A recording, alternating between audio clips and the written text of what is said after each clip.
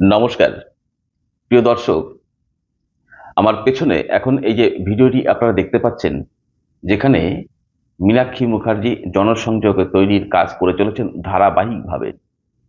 দিনের পর দিন হুগলি জেলার উত্তরপাড়া বিধানসভা কেন্দ্রের পড়ে থেকে তিনি নিবিড় জনসংযোগ তৈরি করবার চেষ্টা করছেন পার্টির অসংখ্য নেতা কর্মী সাধারণ মানুষকে সঙ্গে নিয়ে। আর মীনাক্ষী মুখার্জির সঙ্গে রয়েছে কারা? আপনি যদি একটু লক্ষ্য করেন, অধিকাংশ ক্ষেত্রেই নবীন প্রজন্মের নেতৃত্বরা, কর্মী সমর্থকরা, নারী পুরুষ নির্বিশেষে সমস্ত অংশের মানুষ যারা সিপিআইএম পার্টিকে ভালোবাসেন, সিপিআইএম পার্টির নীতি আদর্শকে যারা বিশ্বাস করেন, সেই সমস্ত অংশের মানুষ মীনাক্ষী মুখার্জির জনসংযোগ যে কর্মসূচি হাতে নিয়েছে সিপিআইএম পার্টি, যার দায়িত্বে উত্তরপাড়ার দায়িত্বে রয়েছেন মীনাক্ষী মুখার্জি, তার সঙ্গে সামিল হয়ে মানুষের কাছে গিয়ে পৌঁছে যাচ্ছেন, মানুষের কাছাকাছি, এবং এটাই মানুষকে বোঝাতে চাইছেন যে বঙ্গ রাজনীতি কেন, সারা ভারতবর্ষে সিপিআইএম পার্টি এক উৎকৃষ্ট রাজনৈতিক দল, সর্বোৎকৃষ্ট। এবং সিপিআইএম পার্টি যে নীতি গ্রহণ করে রাজনীতি করেন, সেই নীতির দ্বারা যদি একটি সরকার পরিচালনা করা যায়, তাহলে রাজ্যের সমস্ত অংশের মানুষের কল্যাণে তারা কাজ করতে পারবে, রাজ্যের সামগ্রিক উন্নয়ন হবে। এই মর্মে সিপিআইএম পার্টির সিম্বলটাকে মানুষের কাছাকাছি পৌঁছে দেওয়ার জন্য, মানুষের ঘরে ঘরে যাতে সিপিআইএম পার্টির পতাকার চরিত্র তুলে ধরা যায়, সেই চেষ্টা মীনাক্ষী মুখার্জি করে চলেছেন ধারাবাহিকভাবে। আর তার ফলস্বরূপ এত মানুষ মীনাক্ষীর সঙ্গে এই জনসংযোগ কর্মসূচিতে অংশগ্রহণ করেছে। যদিও এখনো সিপিআইএম পার্টি বা বামপন্থী দল অথবা যে জোট তৈরি হতে যাচ্ছে, সেই জোটের পক্ষ থেকে এখনো কোনো প্রার্থী তালিকা ঘোষণা করা হয়নি। তারপরেও বঙ্গ রাজনীতিতে যে কথাটি এখন এই মুহূর্তে বহুল চর্চিত, সেটা হচ্ছে হুগলি জেলার উত্তরপাড়া বিধানসভা কেন্দ্রের প্রার্থী হতে চলেছেন, বা সিপিআইএম পার্টি তাকে প্রার্থী করতে পারেন, সেই মীনাক্ষী মুখার্জিকে। আর যদি উত্তরপাড়ায় মীনাক্ষী মুখার্জি প্রার্থী হয়ে থাকেন, তাহলে পরে মীনাক্ষী মুখার্জির অবস্থানটা কোথায় গিয়ে দাঁড়াতে পারে? এই উত্তরপাড়ার বিধায়ক কে ছিলেন? এর আগে উত্তরপাড়ার বিধায়ক ছিলেন চলচ্চিত্র অভিনেতা কাঞ্চন মল্লিক। তিনি পরিযায়ী বিধায়ক হিসেবেই সেখানে একটি পরিচিতি লাভ করেছেন। পরিযায়ী শ্রমিক যেমন রাজ্যের বাইরে গিয়ে কাজ করতে বাধ্য হচ্ছেন, আমাদের রাজ্যে কর্মসংস্থান না থাকার ফলে আমাদের রাজ্য থেকে যুব সমাজের একটা বড় অংশ তারা ভিন রাজ্যে চলে যাচ্ছেন পরিযায়ী শ্রমিকের নাম নিয়ে, সেখানে গিয়ে অর্থ উপার্জন করে সংসার প্রতিপালন করছেন। ঠিক সেরকমই পরিযায়ী বিধায়ক হয়েছেন উত্তরপাড়ার বিধায়ক কাঞ্চন মল্লিক। এমন কিন্তু উত্তরপাড়ার সাধারণ মানুষের পক্ষ থেকে এমনও কথাই উঠে আসছে আমাদের কাছে, যা সূত্র মারফত খবর।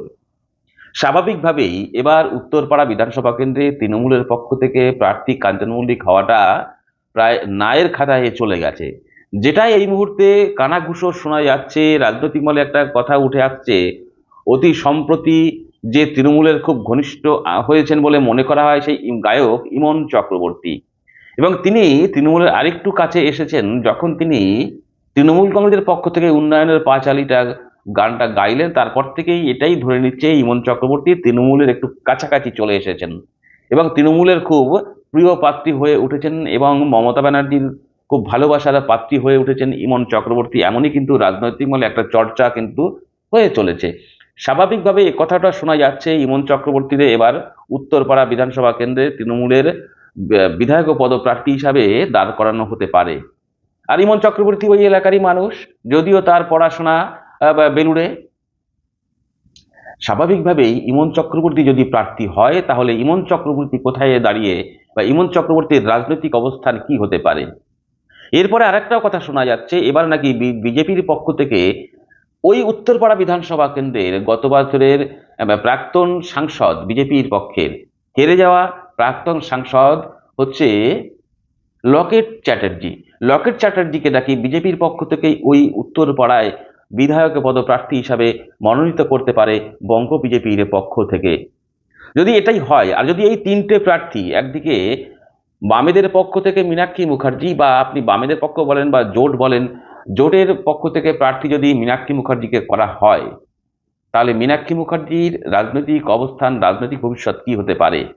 এই বিষয়টা নিয়ে সংক্ষেপে আমি দু চারটি কথা বলবো, এমনিতেই বড় হয়েছে, আমি দু চারটি কথা বলে আমি এই প্রতিবেদন শেষ করব। এখন দেখুন, প্রথমে যদি আমরা আসি এই ইমন চক্রবর্তীর কথায়। আমরা রাজনীতিতে রাজনীতিতে রাজনৈতিক শিক্ষা গ্রহণকারী মানুষ বা রাজনৈতিক শিক্ষায় যারা শিক্ষিত তারা যদি রাজনীতিতে না আসেন, স্বাভাবিকভাবেই রাজনৈতিক নীতি গ্রহণ করবার ক্ষেত্রে একটি বড় বাধা হয়ে দাঁড়ায়। আর ইমন চক্রবর্তী হচ্ছে একজন গায়ক শিল্পী, রাজনীতির সঙ্গে তার যোগাযোগ নেই বললেই চলে। যেমন কাঞ্চন মল্লিক, রাজনীতির সঙ্গে তার যোগাযোগ ছিল না। কোয়েল মল্লিক রাজ্যসভার প্রার্থী হচ্ছেন, কি মানব কল্যাণে কাজ করবেন সেটা তারাই জানেন। আমরা দেখেছি বিধানসভায় অনেক হচ্ছে অভিনেতা অভিনেত্রী বিধানসভায় গেছেন, তারা কি নীতি গ্রহণ করেছেন, কি কাজ করে থাকেন আমরা প্রত্যেকেই জানি। আমরা দেখেছি হচ্ছে সংসদে তৃণমূলের পক্ষ থেকে বহু সেলিব্রিটি তারা গেছেন, তারা কি কাজ করেছেন আমরা প্রত্যেকেই জানি। বিধানসভা বা লোকসভায় দাঁড়িয়ে একটা কথা বলবার মতো সেই রাজনৈতিক হচ্ছে শিক্ষা তাদের নেই। স্বাভাবিকভাবেই রাজনৈতিক শিক্ষা যাদের নেই, কোন রাজনৈতিক নীতি গ্রহণ করতে পারে তারা মানব কল্যাণে, এটাই হচ্ছে বড় বিষয়।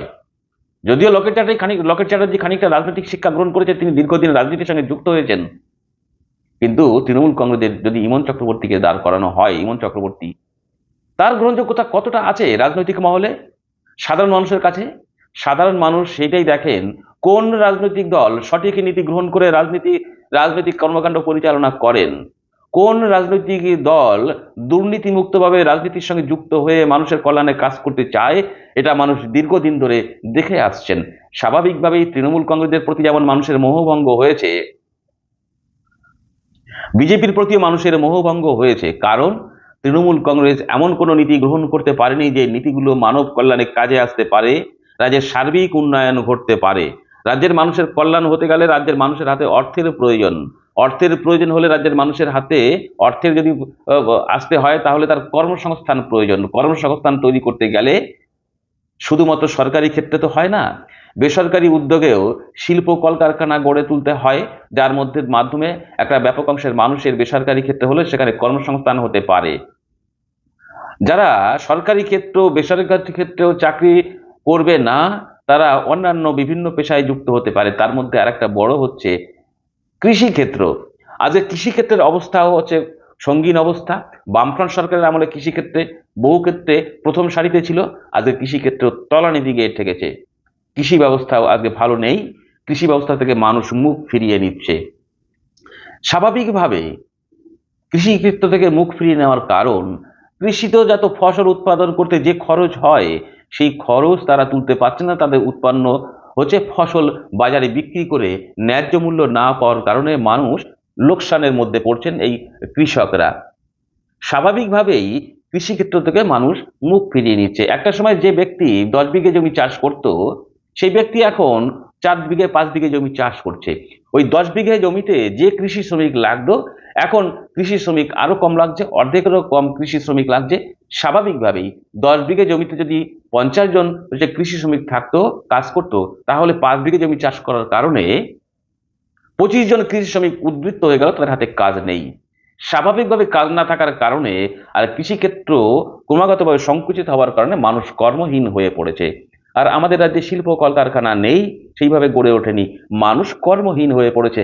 আর্থিকভাবে মানুষ ক্রমাগতভাবে দুর্বল হয়ে পড়ছে। আর আর্থিকভাবে যদি মানুষ দুর্বল হয়, তাহলে একটি রাজ্য কোনোভাবেই অগ্রগতির দিকে এগোতে পারে না, সামনের দিকে এগোতে পারে না। কারণ মানুষের হাতে যদি অর্থ না থাকে, কোনো দিক থেকেই আর্থিক উন্নতি হতে পারে না। রাজ্যের ব্যবসা বাণিজ্য থেকে সমস্ত ক্ষেত্রে এক আর্থিক অনটনে মানুষ চলতে থাকে। স্বাভাবিকভাবেই আমাদের রাজ্যের মানুষ সার্বিকভাবে এক আর্থিক সংকটের মধ্যে নিমজ্জিত। এই আর্থিক সংকট থেকে মুক্তি দিতে আমাদের রাজ্যের শাসক দল তৃণমূল কংগ্রেস সার্বিকভাবে ব্যর্থ হয়েছে বলেই ওই প্রথমে যে কথা বললাম, আমাদের রাজ্যে বেকার যুব সমাজ হাজার হাজার পিঠে একটা কালো ব্যাগ নিয়ে তারা ট্রেনে চড়ে ভিন রাজ্যে চলে যাচ্ছে পরিযায়ী শ্রমিক হিসেবে। সেখানে গিয়ে কোনো কোনো ক্ষেত্রে বাংলায় কথা বলা, বাঙালি হবার কারণে আক্রমণের শিকার হতে হচ্ছে, তাও আবার বিজেপি শাসিত রাজ্যগুলোর বিরুদ্ধেই অভিযোগ উঠছে। স্বাভাবিকভাবেই তৃণমূলের প্রতি মানুষ ক্রমাগতভাবে ক্ষুব্ধ হচ্ছে। অন্যদিকে বিজেপি, যে কথাগুলো এতক্ষণ ধরে তৃণমূলের বিরুদ্ধে বললাম, তৃণমূল সম্পর্কে বললাম, মানুষ তৃণমূল কংগ্রেসের দুর্নীতি ভ্রান্ত নীতির কারণে আজকে সংকটের মধ্যে রয়েছে। এই সংকট থেকে মুক্তি দিতে মানুষকে সম্পূর্ণরূপে ব্যর্থ হয়েছে এই বঙ্গ বিজেপি। স্বাভাবিকভাবে মানুষের আস্থাও আর বঙ্গ বিজেপির প্রতি নেই। আর বঙ্গ বিজেপি শিল্প কলকারখানা বলতে চায় না, বঙ্গ বিজেপি নারী সুরক্ষার কথা বলতে চায় না, বঙ্গ বিজেপি কর্মসংস্থানের কথা বলতে চায় না, দুর্নীতির বিরুদ্ধে লড়াই করতে চায় না। এখানে বিজেপি ভীষণভাবে ব্যর্থ। আর এই ব্যর্থতাকে ঢাকবার জন্যই বিজেপি যে কাজটি করে থাকে সেটা হচ্ছে ধর্মীয় মেরুকরণের রাজনীতি। আর মানুষ বুঝে গেছে ধর্মীয় মেরুকরণের রাজনীতি দিয়ে মানুষ যে সংকটের মধ্যে পড়ে রয়েছে, পশ্চিমবঙ্গের মানুষ, সেখান থেকে পশ্চিমবঙ্গের মানুষের মুক্তির পথ দেখানো যায় না। স্বাভাবিকভাবেই বিজেপি এবং তৃণমূল ভীষণভাবে মানব কল্যাণের কাজের ক্ষেত্রে ব্যর্থ হয়েছে। অন্যদিকে এবার মীনাক্ষী মুখার্জির কথা যদি আসি, সিপিআইএম পার্টি, মীনাক্ষী মুখার্জি সারা রাজ্য চষে ফেলেছে এই শাসক দল তৃণমূল কংগ্রেস, তাদের দুর্নীতি, তাদের ভ্রান্ত নীতির বিরুদ্ধে।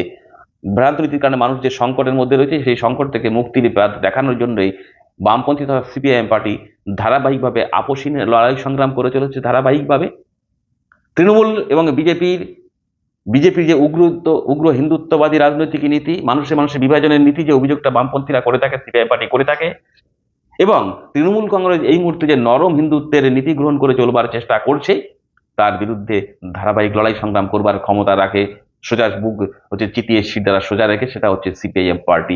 মানুষ এটা বুঝতে পারলো। 2011 সালে ক্ষমতাচ্যুত হওয়ার পর, ক্রমাগতভাবে দুর্বল হওয়ার পরেও তাদের এই আপোষহীন ধারাবাহিক লড়াই সংগ্রাম চালিয়ে যাওয়ার পর মানুষ একটা জায়গায় কোথাও গিয়ে বুঝতে পারলো, মানুষ দুভাবে শেখে, তো এক থেকে শেখে, এক দেখে শেখে। মানুষ ঠেকে শিখলো, তৃণমূল কংগ্রেস থেকে মানুষ ঠেকে শিখলো। মানুষ আজকে সংকটাপন্ন, বিজেপির কাছ থেকেও মানুষ ঠেকে শিখলো। বিজেপি যে চমকপ্রদ রাজনৈতিক প্রচার করেছিল, সেখানে মানুষ খানিকটা বিভ্রান্ত হয়ে প্রথম বিজেপিকেও খানিকটা শক্তি বৃদ্ধিতে সহায়তা করেছিল। কিন্তু মানুষ বুঝতে পারলো এই বিজেপিও মানব কল্যাণের কাজে অক্ষম। স্বাভাবিকভাবেই বিজেপির উপর থেকে এবং তৃণমূলের উপর থেকে মানুষের সমর্থন প্রত্যাহার হয়ে গেল। আর এই সমর্থন প্রত্যাহার করা মানুষগুলো ক্রমাগতভাবে জোট বাঁধছিলেন এই দুটো শাসককে রাজনৈতিকভাবে দুর্বল করবার জন্য।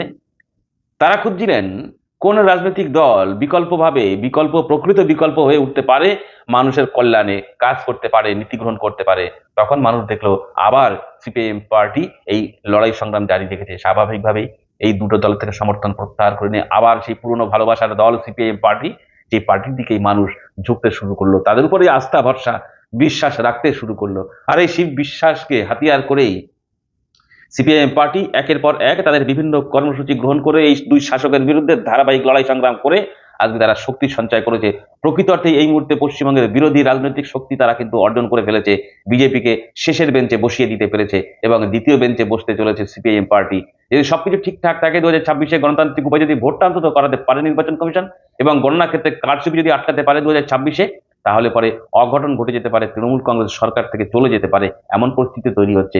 এই সার্বিক দিক বিচার করে রাজ্যের মানুষের সঙ্গে সঙ্গে উত্তরপাড়ার মানুষও কিন্তু আজকে এই শাসক দল এবং বিজেপির দুই জাতাকলের মধ্যে আর পিছে মরতে চাইছে না। মানুষ একটু উন্মুক্ত বাতাসে, উন্মুক্ত রাজনৈতিক পরিসরে হচ্ছে ঘোরাফেরা করতে চাইছে। নারীরা চাইছে উন্মুক্ত বাতাসে সুরক্ষিতভাবে বাড়ির বাইরে কাজ করবার জন্য, বাড়ির বাইরে গিয়ে সুরক্ষিতভাবে কাজ সেরে বাড়ি ফিরে আসতে পারবে। বেকার যুব সমাজ তারা চাইছে উন্মুক্তভাবে, দুর্নীতিমুক্তভাবে বিভিন্ন রকম কলকারখানা গঠন করবে এই বামেরা, যদি তারা ক্ষমতায় আসতে পারে। সেই কলকারখানায় চাকরি করে নিজের পরিবার পরিজনকে পরিচালনা করবে, আর পরিযায়ী শ্রমিকের নাম নিয়ে ভিন রাজ্যে যেতে হবে না। রাজ্যের সমস্ত অংশের মানুষ চাইছে একটি গণতন্ত্রকে পুনরুদ্ধার করে একটি বসবাস উপযুক্ত গণতান্ত্রিক পরিবেশে তৈরি হবে, যদি বামপন্থীরা একটি শক্তিশালী জায়গায় পৌঁছতে পারে। এইটাই মানুষ চাইছে স্বাভাবিকভাবেই। আর এইগুলো নিয়েই বামপন্থীদের লড়াই, এগুলো নিয়েই মীনাক্ষীর লড়াই। সেই কারণেই তো মীনাক্ষী মুখার্জির জনসংযোগে এত মানুষের অংশগ্রহণ, মীনাক্ষী মুখার্জির গণ অর্থ সংগ্রহে এত মানুষের অংশগ্রহণ। যেখানেই মীনাক্ষী মুখার্জি যাচ্ছে, সেখানেই মানুষের দুহাত তুলে মীনাক্ষীকে আশীর্বাদ করছেন।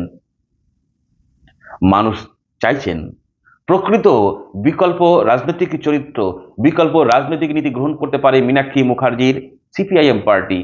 প্রকৃত বিকল্প নীতি গ্রহণ করতে পারে নতুন প্রজন্মের হাত ধরে আবার প্রথম সারিতে উঠে আসা, আবার টেনে তোলা এই সিপিআইএম পার্টি পারে। এই নবীন প্রজন্মের হাত ধরে চলা সিপিআইএম পার্টি পারে বিকল্প রাজনৈতিক পরিসর তৈরি করতে, যে রাজনৈতিক পরিসরের মধ্য দিয়ে রাজ্যের শিল্প কলকারখানা গড়ে উঠবে, সরকারি ক্ষেত্রে দুর্নীতিমুক্তভাবে চাকরি হবে, শিল্প কলকারখানায় মানুষের কাজ হবে, কৃষিক্ষেত্র আবার সুন্দর করে সবুজ হয়ে উঠবে, নারীরা সুরক্ষিতভাবে আমাদের রাজ্যে সর্বক্ষেত্রে সুরক্ষিতভাবে চলাফেরা করতে পারবে। আর সেই আস্থাটা দিতে পারছে, সেই বিশ্বাস তৈরি করতে পেরেছে রাজ্যবাসীর মনের মধ্যে এই সিপিআইএম পার্টি। স্বাভাবিকভাবেই উত্তরপাড়ায় কি ইমন চক্রবর্তীকেও যদি প্রার্থী করে, লকেট চট্টোপাধ্যায়কেও যদি প্রার্থী করে, তাহলে মানুষ একটা দেখবে নীতি, সেটাই দেখছে। এই নীতি দিক থেকে যদি মানুষ বিচার করে, তাহলে মীনাক্ষী মুখার্জিকে যদি উত্তরপাড়ায় প্রার্থী করে সিপিআইএম পার্টি, মীনাক্ষী মুখার্জির বিধায়ক হওয়া শুধুমাত্র সময়ের অপেক্ষা। দাঁড়াতে পারবে না কেউ মীনাক্ষী মুখার্জির পাশে। মীনাক্ষী মুখার্জি এমনই একটি বিকল্প রাজনৈতিক চরিত্র। এই মুহূর্তে বঙ্গ রাজনীতিতে মমতা ব্যানার্জির পরে যদি বিকল্প হচ্ছে রাজনৈতিক চরিত্র থেকে থাকে, এক বলিষ্ঠ প্রতিবাদী রাজনৈতিক চরিত্র, সে হচ্ছে মীনাক্ষী মুখার্জি। স্বাভাবিকভাবেই মীনাক্ষী মুখার্জি যে জনপ্রিয়তা অর্জন করেছে, সেই জনপ্রিয়তায় আর ভাগ বসাতে পারবে না অন্য কোনো বিরোধী দলের রাজনৈতিক চরিত্র।